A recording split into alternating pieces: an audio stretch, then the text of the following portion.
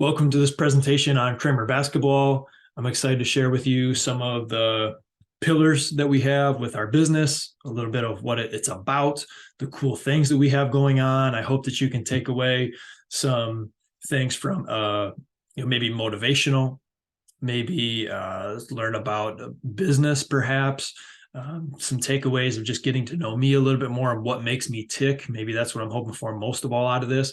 But my dad had asked me to speak at a Rotary meeting, and I put this presentation together. And a couple days after I finished it, I was like, is that the only time I'm going to share this? And so my hope is that as you watch this presentation, if there's one person out there who finds it beneficial, then it was worth it for me to do again and record. So thanks to my dad for that.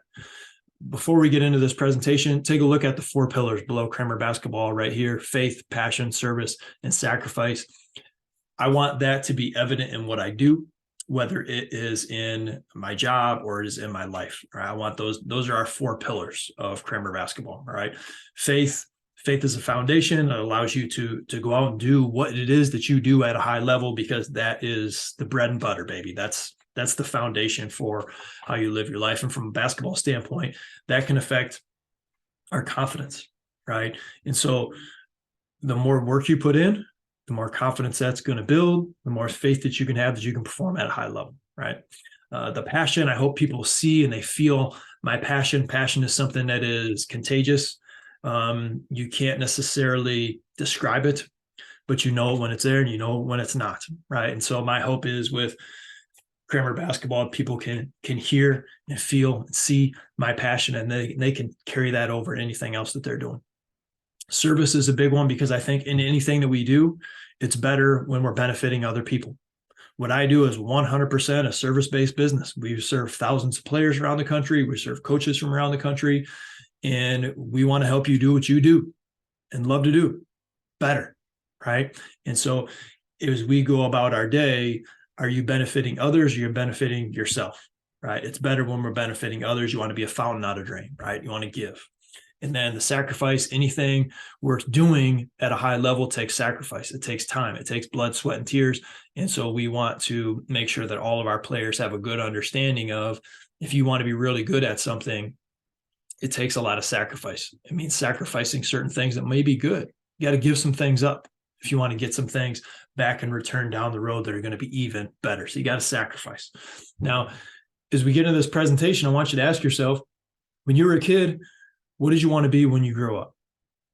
What did you want to be when you grew up? For me, it was I wanted to dig up dinosaur bones. So I didn't know if that was an archaeologist or a paleontologist. It was one of the two. But shortly after that, I wanted to be an NBA basketball player. And I held on to that dream longer than most would probably think. All right. I wanted to play in the NBA. Now, as I started to get older into high school, I realized, you know what, playing in the NBA, probably not where my ceiling is. My ceiling's probably a little bit lower than that. And so then I started to think, well, I want to go to a college that I can play college basketball, but I can also just have a great overall experience. That led me to Hope College. I wanted to become a teacher and a high school basketball coach. So I got my degree in elementary education. And, as part of different ministries while I was on campus, Bible studies, and had a lot of success while I was a player there. My junior year, we have the winningest season in school history. My senior year, league MVP, All-American, lost by 3 in the Elite Eight. I think we had a legit shot to win it all that year. My junior year as well. And it was just cool to be part of a very historic basketball program. I think when I was there, the only 2 schools in Michigan that got more fans at their games were Michigan State and Michigan. Like that's how big Hope basketball is in Holland, Michigan. It's pretty awesome, and West Michigan in general. So as I started to finish my college career, my coach, Glenn Van Wieren, was around going in my junior year, something like that. There was a former Hope player who was playing some semi-pro basketball in the International Basketball League. And there was another player who was playing full pro basketball overseas. And he told me, he's like, Steve, you could do that someday. I was like, oh, I never really thought about playing basketball overseas as a realistic thing for me. Didn't think that was good enough. Didn't know anybody that had done it. And so that kind of relit my fire to say, hey, maybe these 4 years in college don't have to be the end of the line for me playing basketball. And so I played for 3 years in Germany. I played for 1 year in Slovakia. 2 of those years, I was also coaching basketball. My last year over there, I also got into training David Liddig, who was one of the owner's kids, and training a couple other players. And so my coaching started very early while I was still playing over there. My first year, I was over there by myself. And then the last 3 years, my wife, after we got married, she came over with me, and that was fantastic. So could have played longer, had a great experience playing overseas, was playing well. I don't think I would have been one of those players that plays till they're like 35 because my body was starting to get banged up, fall apart. But I probably could have given it a couple more years. Wanted to move back home, start a family, kind of begin that next phase of life. Quick picture, mom and dad, last place that I played in Germany. You walk in the arena, there's a big poster of me. So it's just cool to have my mom and dad be able to see that. All right.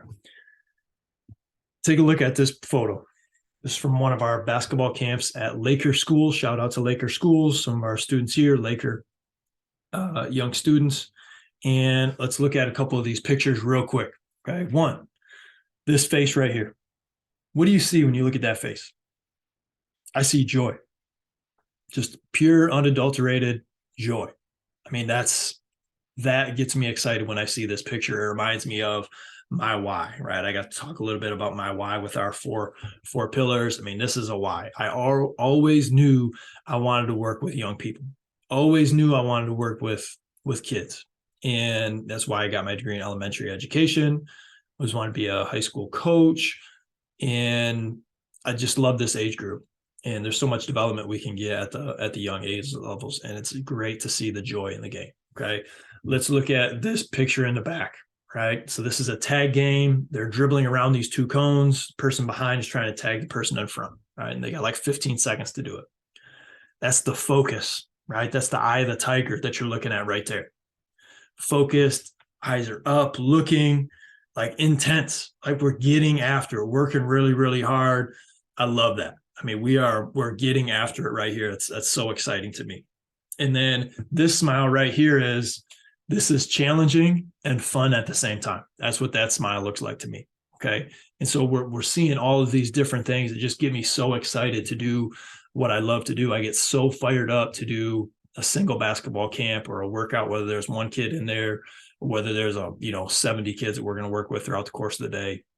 I get so excited, and I'm excited. I mean, look at me. I mean, look at that face. I mean, that's a face only a mother could love right there. But I'm in it, right? I love what these kids are doing. And I love seeing them improve. So a little background with Cramer basketball and how we got to it. When I was playing overseas, I started an LLC called Thumb Pride Athletics because I wanted to run a local basketball camp at my hometown USA schools, which you can see a picture of down here on the left. And it was a way for me to give back to the community, for me to do something that I loved and make a few bucks while I was home during the off season from playing overseas, which you can see in the top picture right here. And so this picture here, I mean, these kids are all in college now, and this is a recent photo. Again, at Lakers with one of our recent basketball camps that we've run there during the summer. And that transition was Thumb Pride Athletics to Cramer basketball. It ran from one basketball camp, and then we had coaches from other places start to say, hey, Steve, could you run that camp at my school? I see some of the cool things you're doing with your basketball programming, your instruction. Could you take Thumb Pride basketball camp and run it wherever we are? And so we actually ran a camp near Grand Rapids and a camp in northern Michigan. We called it Thumb Pride basketball camp, even though we weren't in the Thumb before Cramer basketball even started. And that was when I started to get an idea of, hey, this may not be just a local basketball camp that we run and we get some kids 1 week out of the year. This may be something that we could, build up a little bit more. So keeping that in mind, when I came back from Europe, I was working at Unionville Sealing Schools for 2 years. I was helping direct the youth basketball program. I coached a year at junior high, and I was assistant coach with Coach Bone and Coach Gainforth on the varsity team as well. And that looked like that was kind of the route, right? Teaching at USA, become the varsity basketball coach eventually. And my wife and I both had some aspirations, and those aspirations would require moving away from the thumb to some more populated areas. So she went and got her PhD at BGSU in Ohio. That's where I started the business, Cramer Basketball. And that leads us to where we are today, finished 9 years being self-employed with Cramer Basketball, heading into year 10. And I've never been more excited about where we're going. Even though there's a lot of highs and lows, there's always challenges. I've never been more excited about what the future holds with the things that we're able to do with Cramer Basketball. So we went to Ohio for 4 years.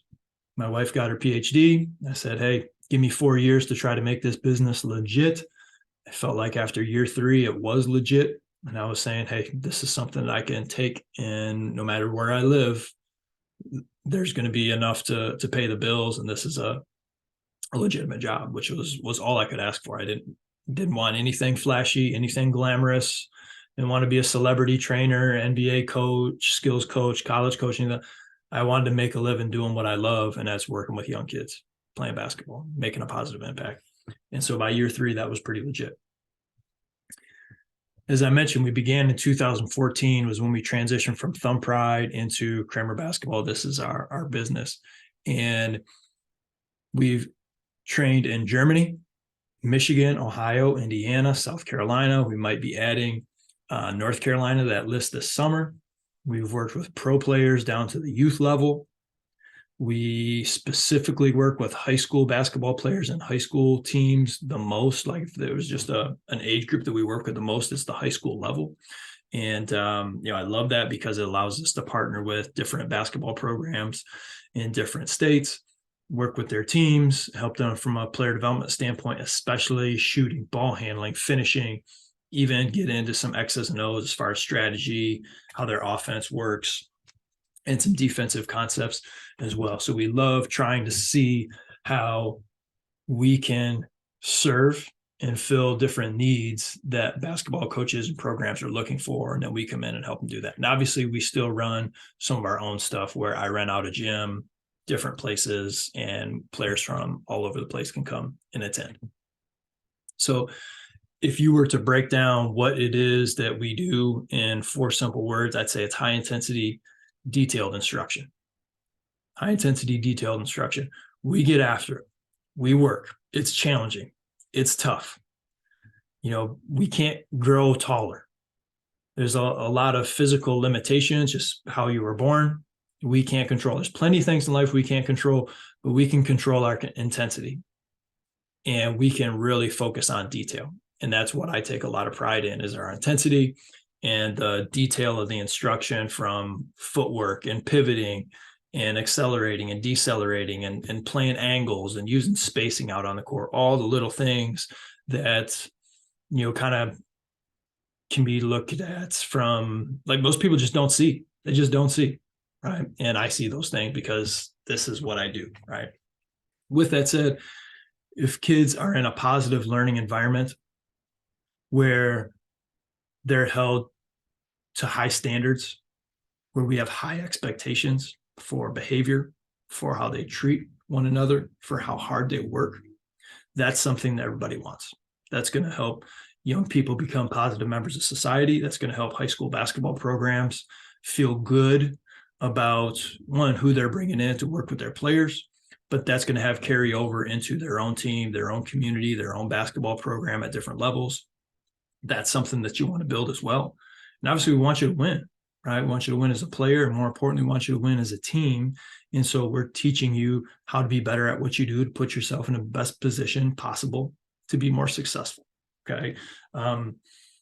The positive learning environment I want to get back to, like, we had, when I was starting out, we had put in Bowling Green, Ohio, we'd had some basketball clinics, workouts.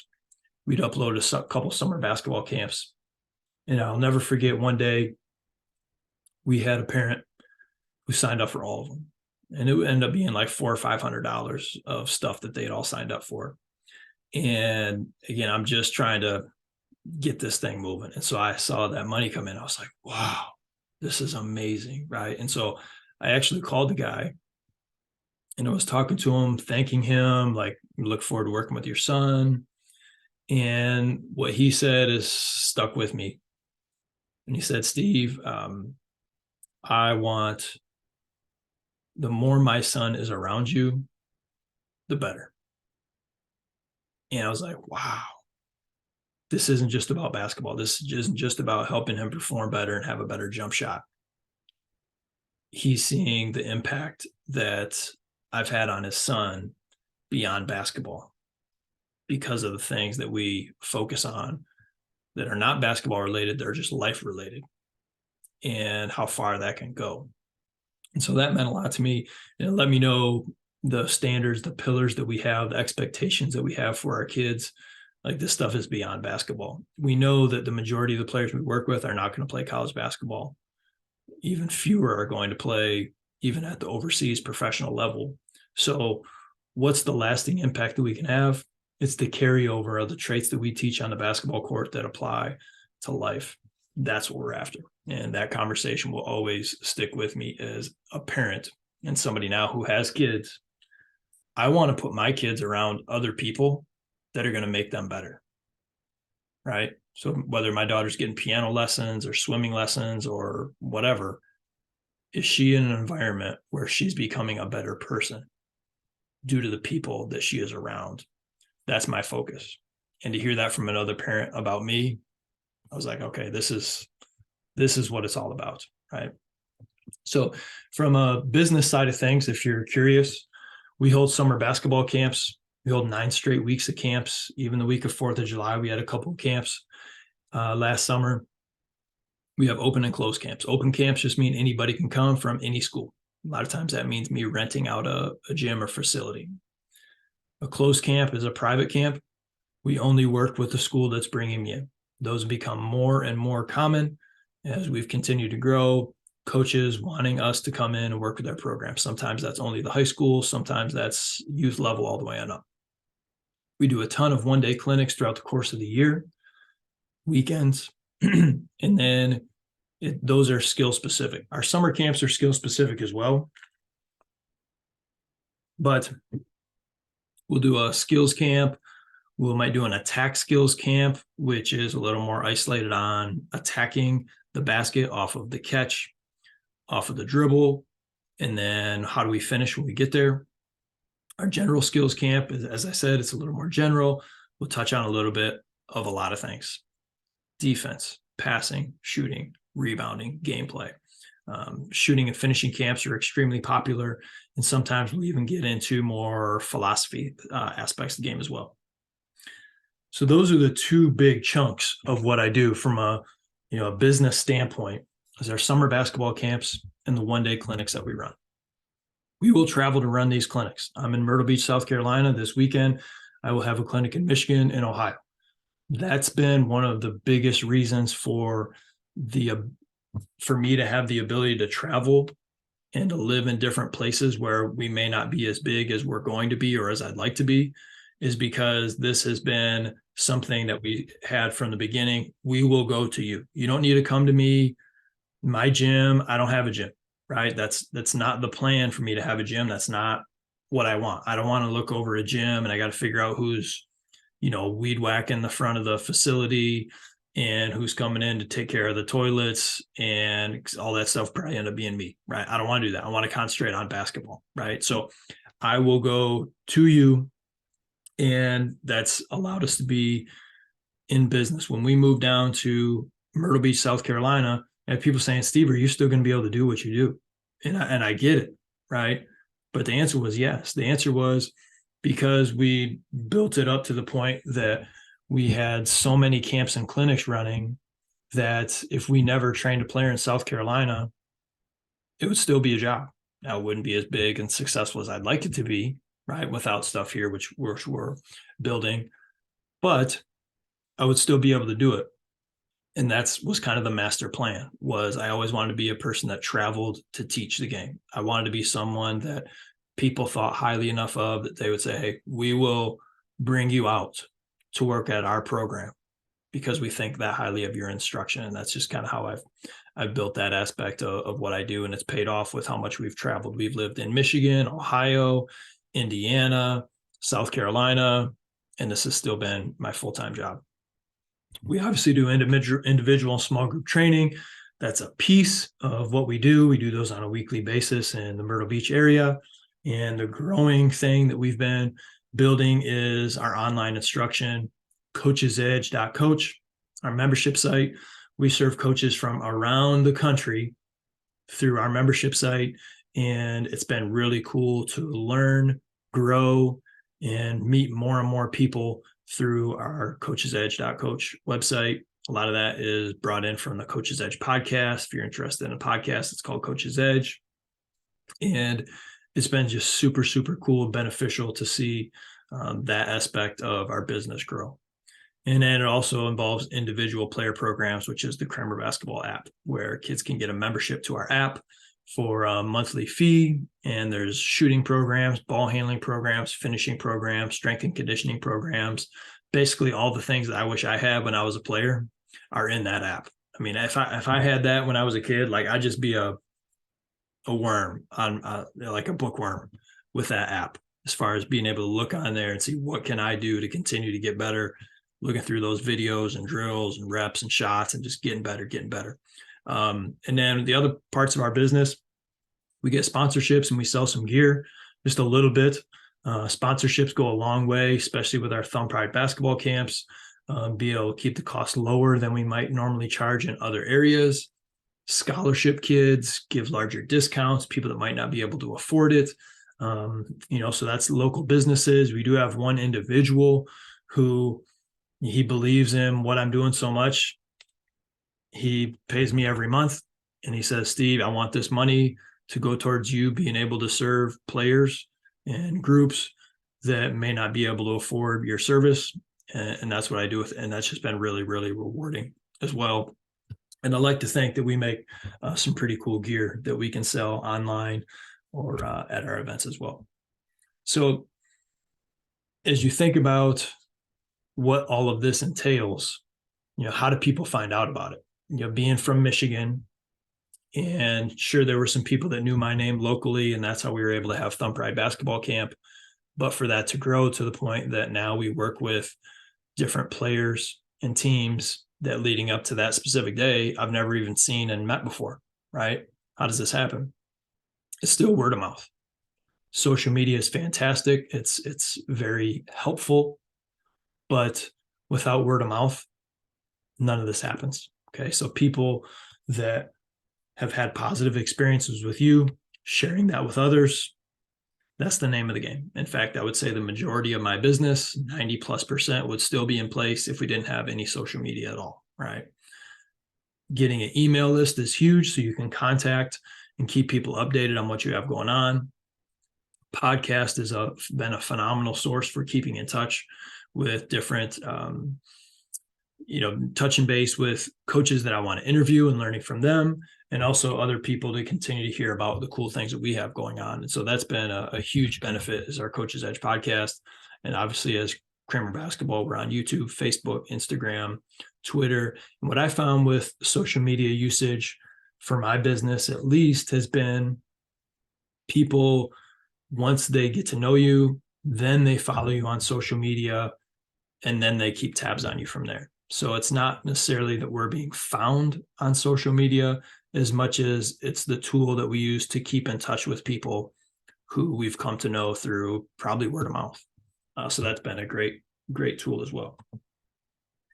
Some things that if you were a coach and you wanted to provide a high-level year-round program, these are some things I'd recommend. So ask yourself, do you have a summer basketball camp? Do you have some clinics throughout the course of the year to keep the interest in the game up? You don't want it to be like a week during the summer and then basketball season. What's keeping their interest in the game throughout the course of the year? I think it's vital to have at least one fall clinic and one spring clinic for all the age levels. Christmas is a great time to have a clinic. They have a big break of school. get the kids, the younger kids in. You got the varsity players coming in to help out. So that can be a huge advantage. And I think it creates a lot of excitement and fun. And it's a good time to get out of the house when you have a long Christmas break as well. Obviously, as a basketball program, we need different skill workouts throughout the course of the year. So do you have a good, solid schedule of what those workouts are going to look like?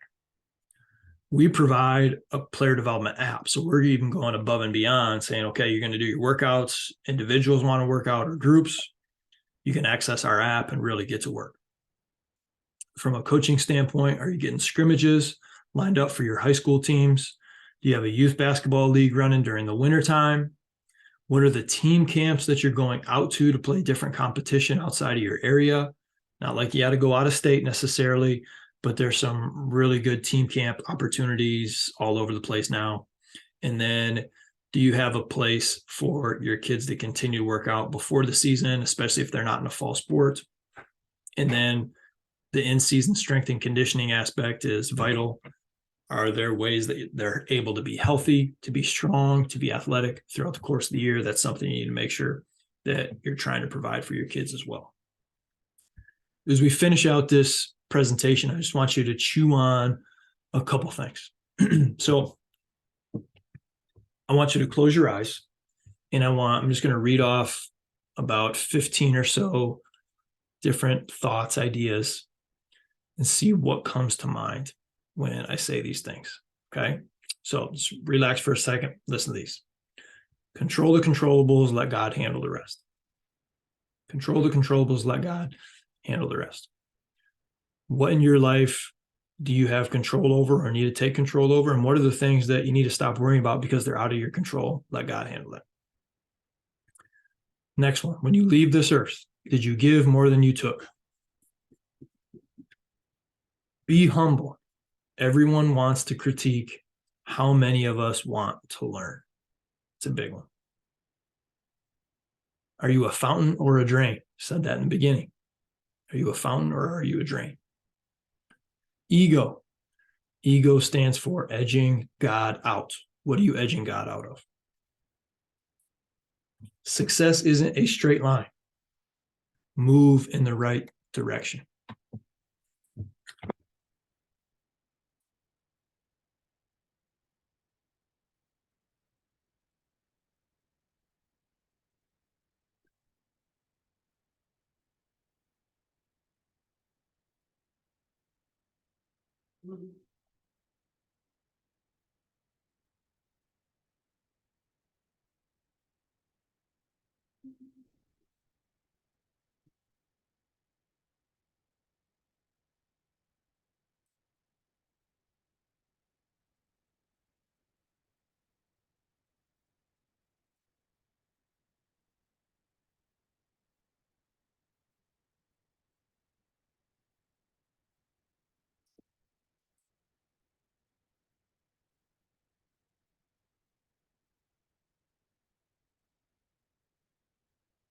Success isn't a straight line. Move in the right direction. Okay. Next one. The mistake is we think we have time. The mistake is we think we have time. Not guaranteed tomorrow. Are you putting yourself around people to help you learn and grow? Or are you stagnant? Everything has a price. Pay up front or pay later. It's better to pay up front. This is a big one. For many of us, our best life is going to cost us our current life, our current one. For many of us, our best life is going to cost us our current one. Does that not mean you don't have a great life? No, it just means that sometimes you need to trim the fat a little bit. Say, what are the things that I can do to improve? And a lot of times it doesn't mean adding, it means subtracting. Next one, how do you feel? How do people feel when you walk in the room? How do people feel when you walk in a room? Big lesson here. Most things that seem like a big deal aren't. It's a good one. Good one to remind ourselves of. The best part of what I do is relationships. What's yours? I love the relationships we've built with the programs, the coaches, the players, parents that we've had the chance to work with over the years. Relationships, bottom line, is the best thing that we do. We spend the majority of our time living in the past or the future. I'm guilty of this as well. Be in the present. What's keeping you from being present? A good question to ask yourself: how do you handle when things aren't going your way? How do you handle when things aren't going your way? How do you handle life when things aren't going your way? Easy to handle things when they're going well. How do people feel when you walk in a room? How do people feel when you walk in a room? And then the last thing I want to leave you with is this verse, Romans 5, 1 and 2. Therefore, since we have been justified by faith, we have peace with God through our Lord Jesus Christ. Through him, we have also obtained access by faith into this grace in which we stand, and we rejoice in hope of the glory of God. This gives me confidence. This gives me a lot of confidence because I know that there's a lot of different things going on each and every day. There's a lot of different things that we may have to do, we don't love to do, or things that are just hard. But if we know where our foundation is, right? Faith, those 4 pillars, coming back to it. Therefore, since we have been justified by faith, through him we have also obtained access by faith into this grace in which we stand. So I know where I stand, right? So if I know where I stand, if I know where my foundation is a different light that I'm looking through. There's a different light that I look through. There's a different perspective that I have for things that I am trying to go through, because I'm looking through a different light. I have a different view of things, right? Because I'm looking through with the eyes of faith. And so I hope that that's you as well. All right. So thank you for listening to my TED Talk as talk a little bit more about Cramer basketball and everything else that we have going on. I hope that you find this beneficial, and there's one little thing in there that can help you make a positive impact on your life. So thanks for checking us out. Get after today.